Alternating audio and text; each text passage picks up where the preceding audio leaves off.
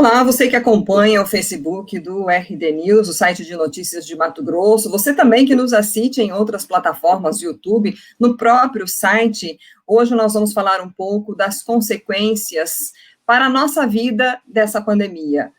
Depressão, ansiedade, pânico, medo da morte, como lidar com isso, né? Infelizmente, os números da pandemia precisam ser divulgados para que a sociedade saiba o que está acontecendo na sua região, no seu estado, no seu município. Aqui nós temos dado esses números sempre que fazemos as nossas lives. Por exemplo, Mato Grosso teve um dado muito assustador nas últimas 24 horas, 57 mortes por Covid-19. Chegamos a mais de 65.300 casos confirmados, mais de 2.200 óbitos, o Brasil já passou de 100 mil mortos.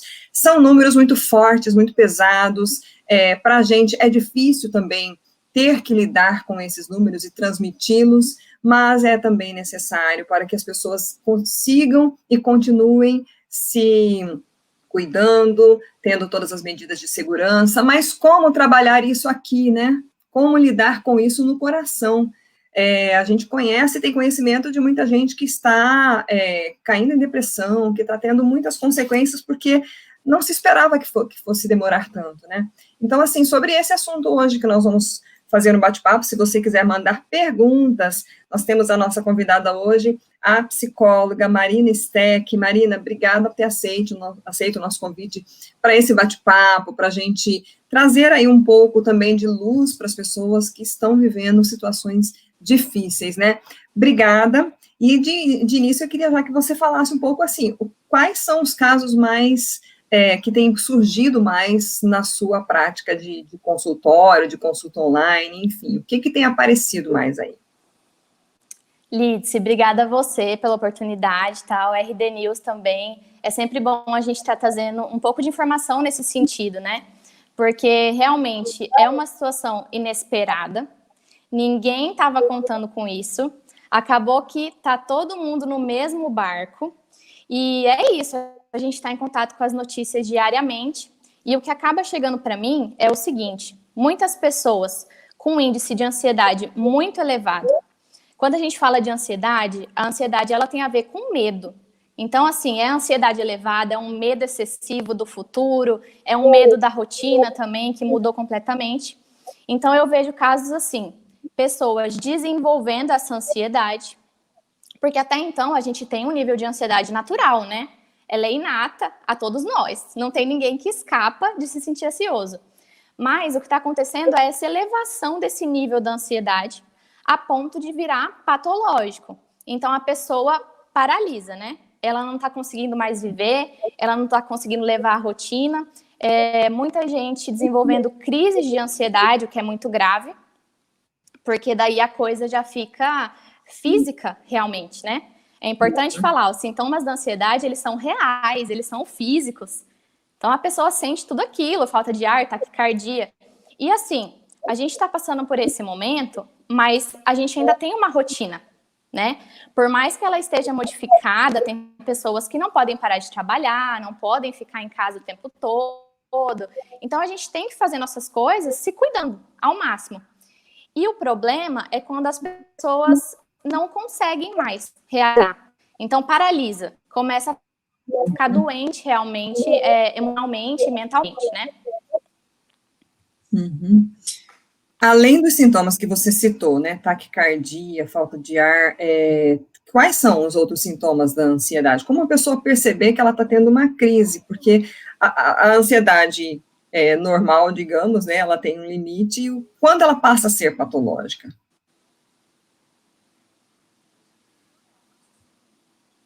Isso. Como que é o limite, né, nesse sentido. Então, como a ansiedade, ela passa a virar doença, a gente tem que ter um autoconhecimento muito grande, primeiramente, de saber como que é a nossa ansiedade natural, aquela tranquila, que não atrapalha nossas atividades. Então, quando eu falo em público, eu me sinto ansioso. Beleza, mas você deixa de fazer? Ou você vai lá e faz? Então, tá tranquilo.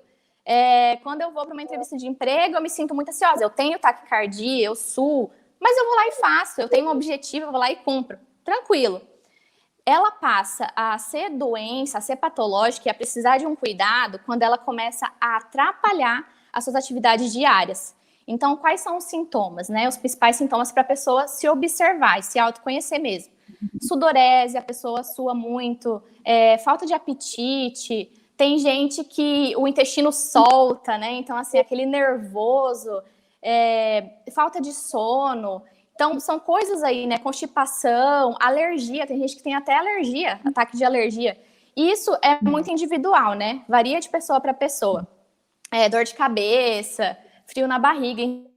Então, assim, se observar, eu tô tendo esses sintomas, e esses sintomas estão olhando, epa, então é hora de olhar para isso.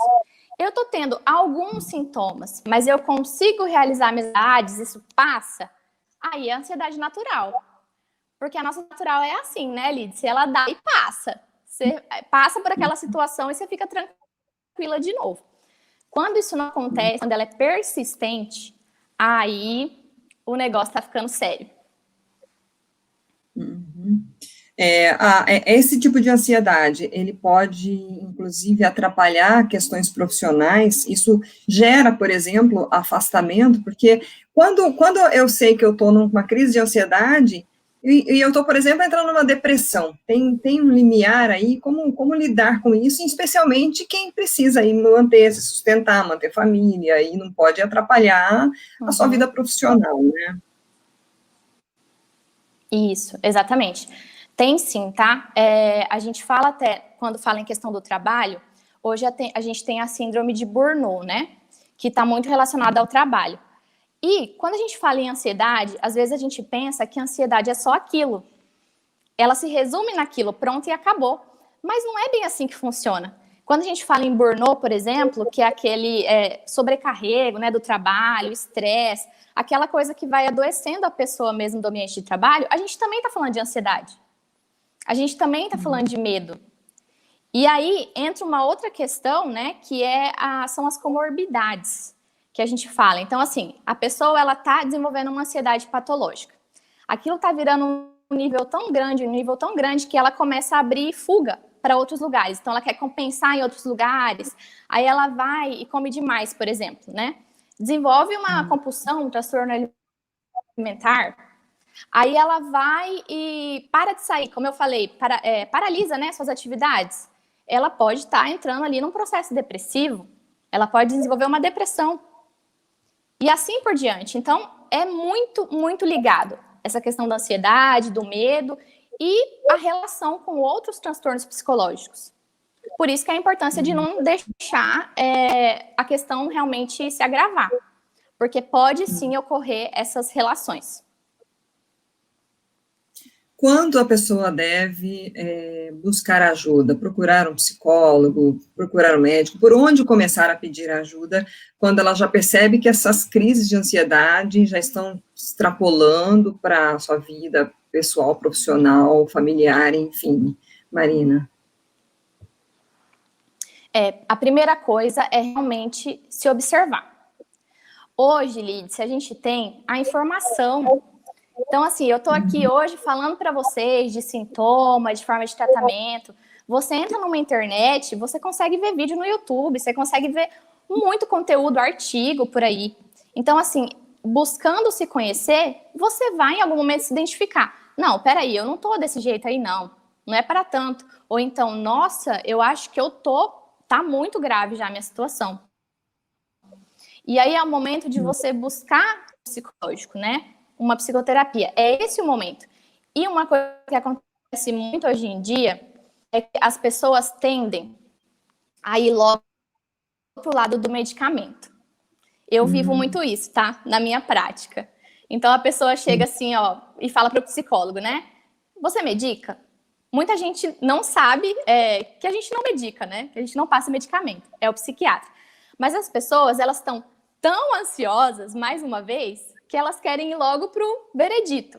Então, o que você tem aí que vai resolver o meu problema? Elas têm uma resistência ainda de passar pelo processo. E eu sempre falo, os psiquiatras, eles são nossos parceiros, assim. As medicações são muito eficientes, só que elas também são muito fortes. Então, há todo um processo para você tratar a ansiedade, não é assim. Não é, eu tive uma crise de ansiedade, agora eu vou buscar ajuda, me acalmei, pronto. Então, é importante buscar esse processo para ver a necessidade de você, muitas vezes, usar um medicamento ou não. Às vezes não é necessário. Muita gente prefere, né? Tomara que não, porque tem muito efeito colateral. Não deixa de ser importante, mas tem que ter esse cuidado de olhar para o processo. Vamos modificar aí esses gatilhos, o que está causando a minha ansiedade?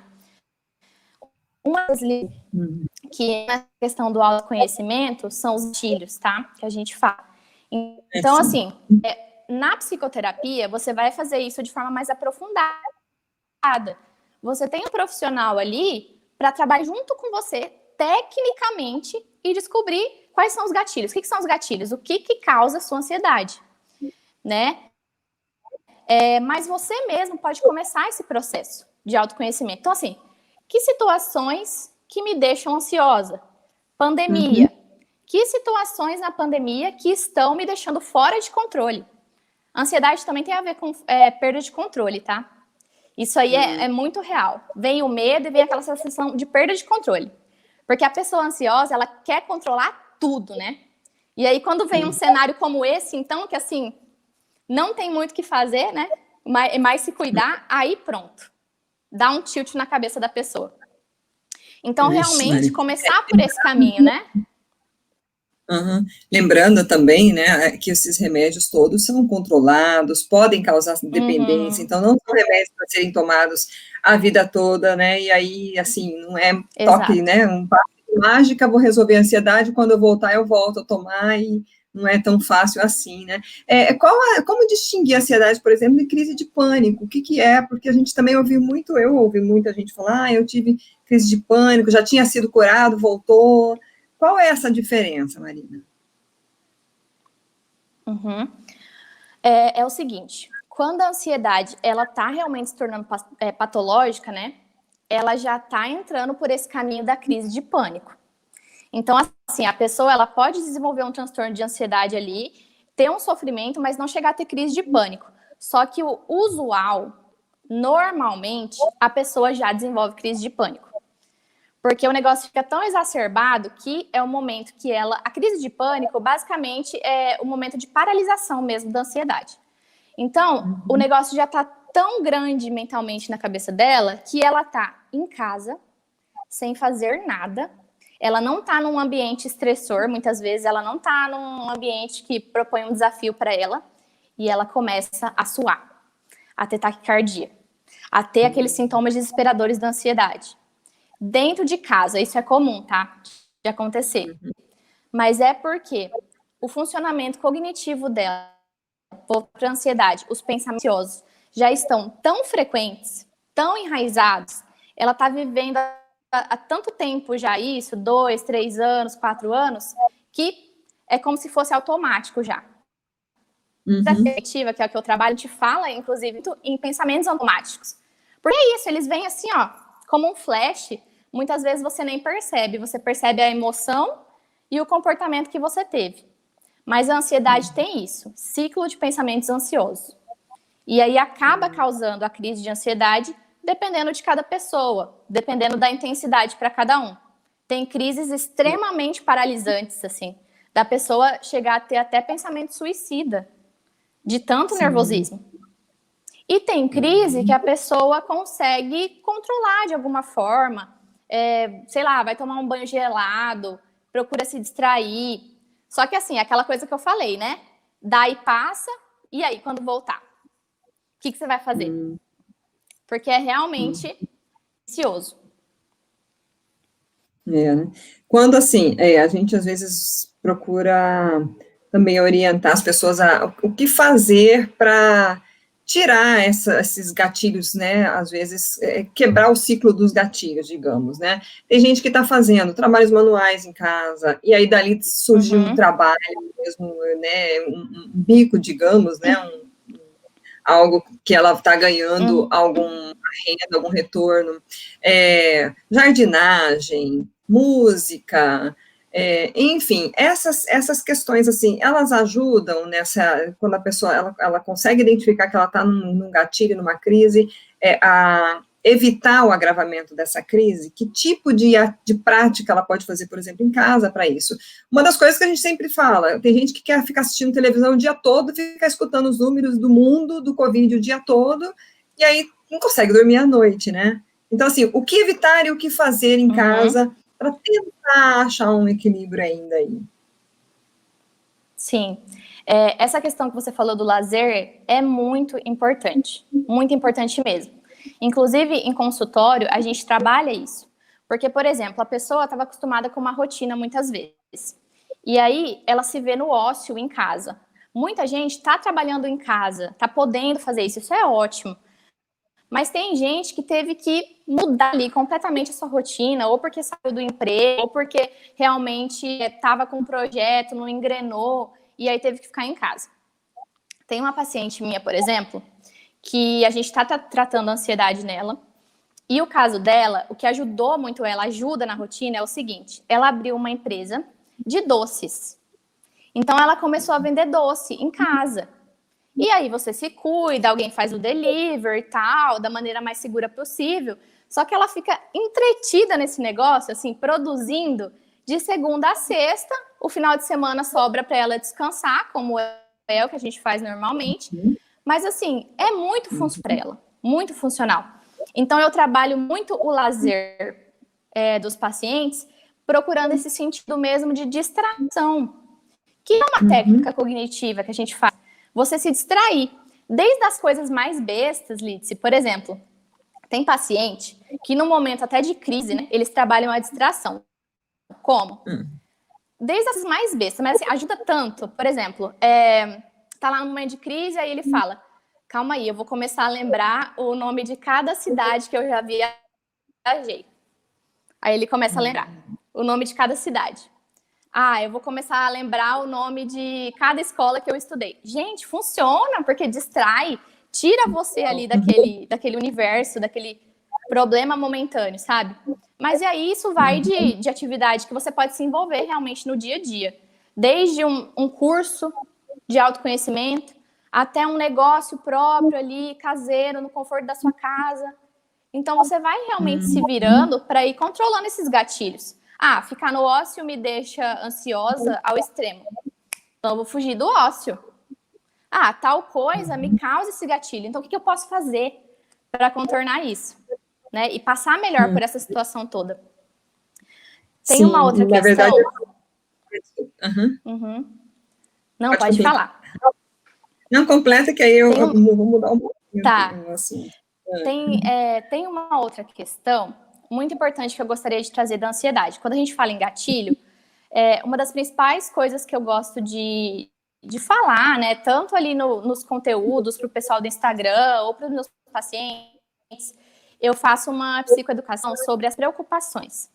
Porque a ansiedade, ela é, assim, fruto de muitas preocupações, né? Só que quando você começa a avaliar essas preocupações como produtivas e improdutivas. Esse é um conceito que eu gosto muito de começar. Então, assim, eu tô tendo uma preocupação, ela tá muito excessiva, tá me atrapalhando.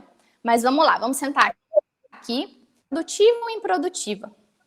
As preocupações produtivas são aquelas que você pode resolver. Então, assim, por exemplo, eu vou sair para uma viagem e o tanque do meu carro tá vazio. Nossa Senhora, mas eu tô ocupado com isso, não tô conseguindo nem dormir direito. Mas eu posso resolver? Posso. Eu vou lá, me previno antes da viagem, acordo mais cedo, pego o carro, encho o tanque. Preocupação improdutiva é as coisas que estão fora do seu controle.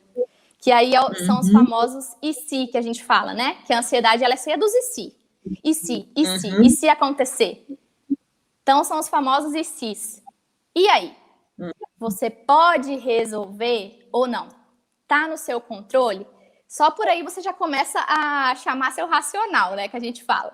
Tira o emocional e chama um pouquinho o racional. Então, isso ajuda muito.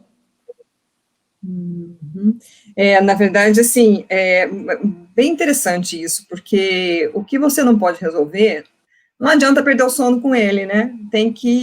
Às vezes tem que aguardar, às vezes tá na mão de outra pessoa, e aí você vai ficar naquela pré-ocupação, né, trabalhando isso negativamente no corpo e não tem muito o que fazer, né.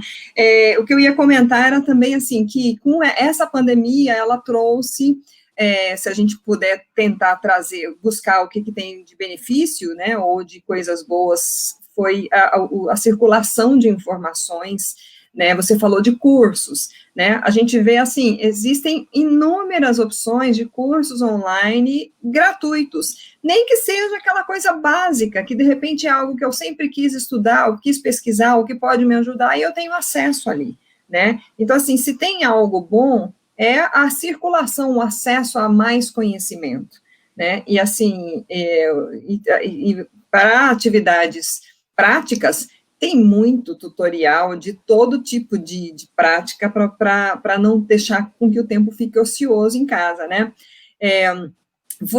Eu queria falar um pouquinho também, assim, trazer um pouco para o pessoal, você como psicóloga, a gente sabe que você trata isso, você lida com isso, mas você teve que lidar pessoalmente em algum momento na sua vida, na sua família, e teve que, digamos que, também fazer essa reflexão, né, onde eu preciso me preparar, ou, enfim, a Marina Pessoa, como é que foi nessa pandemia, Marina?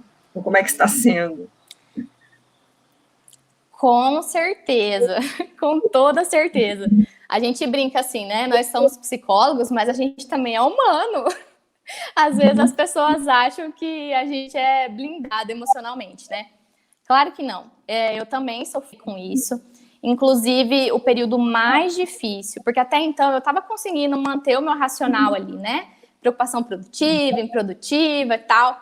Mas o negócio se agravou quando a minha mãe e o meu irmão tiveram o Covid.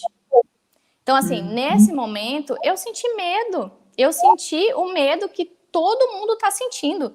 Quando os parentes pegam, né, o vírus, ou quando não pegam, é o medo.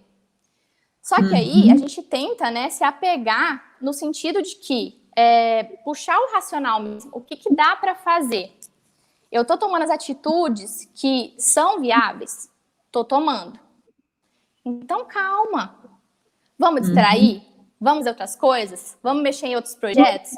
Vamos cuidar, mas ficar só nisso? Outro ponto interessante é que eu apliquei muito em mim, Lídice, sobre a questão da informação que você está falando, né? A questão da circulação da informação é muito importante, muito importante. Só que a gente tem que tomar cuidado com uma coisa. Informações alarmantes, informações falsas, que foi o que teve muito nessa pandemia. Então, assim, busca uma fonte confiável, busca um RD News, busca uma fonte que você confia para estar transmitindo essas informações. Porque, caso contrário, isso vai contribuir para o seu adoecimento. Então, isso foi uma coisa que eu filtrei desde o início da pandemia e que me ajudou muito. Me ajuda até hoje. Mas, assim, é claro, a gente não é de fé. É claro que eu também passei por angústias em alguns momentos. Mas o meu raciocínio, ok, tô sentindo isso. Analiso, filtro, entendo de onde vem, mas continuo fazendo minhas atividades. Então, tá tudo ok, tá normal, tá saudável, né? Sim, sim. E a psicoterapia online, que também a gente tem visto em muitos profissionais atendendo dessa forma, né? Você atende assim? Como que funciona? Ajuda? Queria que você falasse um pouquinho dessa experiência também, que veio com pandemia, né, praticamente. Sim. Eu atendo presencial aqui em Cuiabá, mas eu atendo online. Nesse período que a gente está vivendo, os meus pacientes não têm feito questão da terapia presencial. Mas quem fizer, a gente se cuida ali da maneira que dá e realiza. Mas hoje, a maioria dos meus pacientes estão no online, até mesmo aqui hoje em Cuiabá. E tem sido uma experiência muito boa, muito prazerosa para os dois lados. Por quê? A terapia online é eficaz, sim. Ela já vinha muito forte antes da pandemia, junto com os cursos online, né, e tudo mais. As faculdades estão otimizando muito isso também, pós-graduações. Enfim, ela já vinha muito forte. E com essa pandemia, ela se tornou fundamental, porque as pessoas estão precisando. Elas estão precisando mais do que antes para ter um suporte, passar por esse processo, né? E quais que são as vantagens que eu aponto aí, né? Tem a mesma qualidade, tem a mesma eficácia, né? As técnicas que eu aplico, elas são as mesmas no presencial quanto no online. O questionamento que eu faço, né, que faz parte da cognitiva, da terapia cognitiva, eu faço no presencial quanto no online. O vínculo terapêutico é uma coisa que eu falo muito, assim, além da qualidade, é o conforto. Isso conta muito. Então, assim, eu posso atender com online, assim como os profissionais que estão usando essa ferramenta, psicólogo, nutricionista, tá? Todo mundo, até médico entrou nessa onda aí, né? Com esse momento atual. Eu falo muito assim, conforto. Porque hoje eu posso atender pessoas do Brasil todo, né? Tem gente que atende do mundo com atendimento online. Então, assim, é muito prático. Você não pega um trânsito estressante, você não fica procurando lugar para estacionar. Eu faço a minha terapia, né? Sempre fiz. Tem muitos anos já, inclusive psicólogo tem que fazer muito. Mas, hoje em dia... E eu ia até o consultório dela, né? Fica lá no Jardim das Américas, perto do Shopping Três Américas ali. Eu não quero mais ir. Eu quero ficar no online agora. Assim, é tão prático. Ela tá bem ali, querendo ou não, né? Na mesma cidade. Ah, não, vamos ficar no online mesmo. Tá tão gostoso, tá tão confortável. Então, assim, hoje eu costumo dizer, não tem mais desculpa. Não tem mais desculpa para cuidar da sua saúde mental, né? Você precisa ali ter uma internet de qualidade, baixa um aplicativo rapidinho. Então, assim, segurança, sigilo, é regulamentado pelo nosso conselho essa prática, né? Então, assim, é muito tranquilo mesmo. Que bacana. A gente já está quase com meia hora de bate-papo, passou tão rápido, né? Queria que você, assim, deixasse uma mensagem, algo assim que você queira ainda transmitir aí para os nossos internautas, e dizer também aonde que a gente encontra você nas redes sociais. Quem quiser te conhecer mais. Certo. Bom, gente, eu estava até comentando aqui antes da entrevista começar, que quando se fala em ansiedade, o meu principal ponto, assim, que eu vou sempre bater na tecla tudo isso que a gente falou aqui é importante. Toda a informação que eu trago, que os psicólogos trazem para vocês, os profissionais da saúde, é importante. Mas também é importante que você tenha atitude em relação ao seu problema. Porque não adianta você se identificar com o problema, identificar os sintomas, ai meu Deus, eu tô assim, eu tô me sentindo assim, e trabalhar isso só no momento de crise, para você sair daquela crise. Então, o principal ponto é trabalhe a questão da ansiedade quando você está bem também, quando você está equilibrado também. Porque, como a gente demonstrou aqui hoje, essa doença ela é viciosa, ela é um ciclo de pensamento ansioso, um ciclo de crença, né, ansiosa. Então, você precisa ter esse cuidado para que isso não se torne frequente, para que você quebre esse ciclo, mal pela raiz, né? Então, trate a raiz da sua ansiedade. E aí, vocês podem me encontrar, né? Eu tô ali no meu Instagram, é o @psicologia_sensata. Eu coloco conteúdos diários ali, eu tô sempre conversando com o pessoal, com os meus seguidores, trazendo vários assuntos, né? Para debater, porque eu acho que o importante é isso. A gente tem que ter informação, sim, mas a gente não pode ficar só na informação, né? A gente tem que fazer alguma coisa quanto a isso. Então, faça alguma coisa em relação ao seu medo, porque tudo passa. Tudo passa. O seu medo, a sua ansiedade, ela não vai sumir com a pandemia, gente. Não é isso que vai acontecer, né? Então, você tem que cuidar disso, porque uma hora vai passar. Tudo vai passar. Sim. E a gente precisa viver a vida de forma mais leve, mesmo com todas as dificuldades, mesmo tendo que lidar com um furacão de uma pandemia ou outras situações, né? Porque aí tem pessoas que estão vivendo outras doenças na família, de luta contra o câncer, às vezes também questões sociais, álcool, drogas, enfim, isso é parte da vida e eu acho que a gente aprende muito em especial a ter que lidar, né? Temos que enfrentar, né? A batalha do dia, né? Marina, muito obrigada mesmo. Exatamente. Foi um bate-papo muito gostoso. Espero que, assim, ajude muita gente. A gente está ao vivo, é um horário que nem sempre a gente tem muitas interações, mas fica, e a gente percebe que tem muita gente que acessa depois e assiste. Aqui a Deise me mandou aqui um pessoal dando um bom dia, Aguinaldo Alves, lá no finalzinho da entrevista, Helder Nascimento, a entrevista está super legal, estou gostando de ver. Que bom, então assim, a gente daqui a pouco vai subir a entrevista para o YouTube, para o site. Eu sugiro e peço, né, quem estiver assistindo e quem assistir e gostar, e lembrar de alguém que pode ajudar e tal, manda o link, olha, fala, ó, tarefa de casa, assista a entrevista, né, que a Marina trouxe muita informação importante. Marina, muita gratidão. Eu que fico feliz, tá, de ajudar, fico muito feliz de estar trazendo esse conhecimento. É uma coisa muito alarmante hoje em dia, está muito presente, e a gente realmente tem que se cuidar.